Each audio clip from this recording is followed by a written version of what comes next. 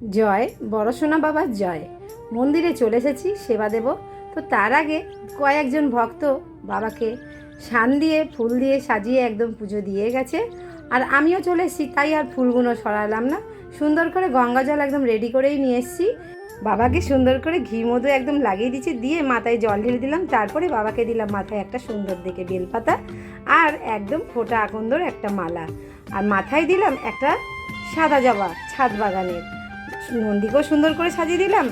আর তোমরা তো জানো আরও দুটো ছোটো ছোটো শিবলিঙ্গ আছে, ভোলে বাবার মূর্তি আছে, সুন্দর করে একদম সাজিয়ে দিলাম। আর ভোগে দিলাম শসা আর বাতাসা। তারপরে বাবাকে সুন্দর করে একদম প্রদীপ জ্বালিয়ে আরতি করে নিলাম। এরপরে একদম ধূপ জ্বালিয়েও সুন্দর করে বাবাকে আরতি করে নিলাম।